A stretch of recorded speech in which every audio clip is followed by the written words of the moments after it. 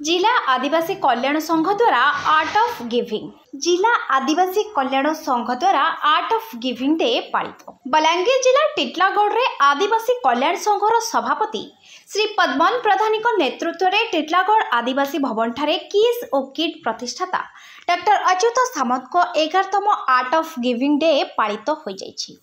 एथिरे मुख्य अतिथि रूपे टिटलागढ़ नवनिर्वाचित विधायक श्री नवीन जैन जोग देथिबा बेले सम्मानित अतिथि रूपे राज्य सरपंच संघ उपसभापति तथा बलांगीर जिला सरपंच संघ सभापति श्री बीरबर साहू, जिला आदिवासी कल्याण संघ संपादक हेमेंद्रनाथ हांसदा, टिटलागढ़ शाखा उपसभापति इंद्रमणि माझी जोगदे आर्ट ऑफ गिविंग डे रो शोभा बढ़ाई।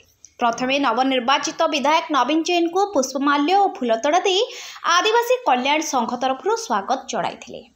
आदिवासी माने शिक्षा रे अग्रगति करे आगकू बढ़िबा पई आह्वान देवा सहित आदिवासी मानक उपरे मोर निश्चय सहयोग रहबो बोली विधायक नवीन जैन वक्तव्य रखिथिले एवं आदिवासी कल्याण संघर एकता और आदिवासी मानक अधिकार उपरे लड़ाई करि आसुथिबा कार्यकलाप को सरपंच संघ सभापति श्री बीरबर साहू प्रशंसा करने सहित आर्ट ऑफ गिविंग डे विषय रे आलोकपात करथिले। एथिरे संघर समस्त कर्मकर्ता और किट केस रे अध्ययन करुथिबा छात्र छात्री माने उपस्थित रहिथिले। आर्ट ऑफ गिविंग आज टिटलागढ़ रे मते मुख्य अतिथि भाबे डाकिथिले।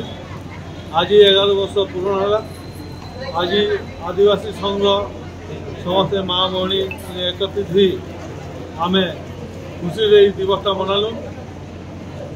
कुनी कुनी झील पिला माने आगर भविष्य उज्जवल केमती हेबा से विषय आम इन्हें आलोचना कलु।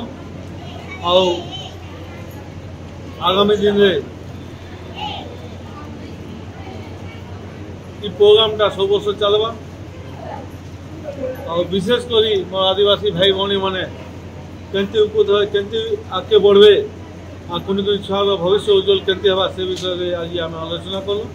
और आगामी दिन भविष्य उज्जवल है आम संगे जोड़ित रहबू।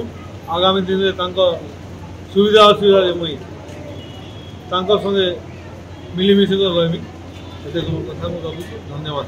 आज 11 वर्ष पूर्ति होने आर्ट ऑफ गिविंग अनुष्ठित होता तार आज प्रोग्राम होता। देखो बहुत सुंदर चिंताधारा जो डॉक्टर अच्युत सामंत जो चिंताधारा से करते आज 120टा देश में संस्थाटा व्यापी कर लोक सेवा जुटुन यहाँ मुख्य है यहाँ गोटे संस्था नहीं गोटे चिंताधारा गरीब छुआ मन के असहाय गरीब छुआ मन के साहर जो चिंताधारा रखीछन ताको तो बहुत बहुत धन्यवाद देवी आम सरपंच तरफ ये सुंदर चिंताधारा जहाँ आज सारा विश्व प्रसिद्ध है।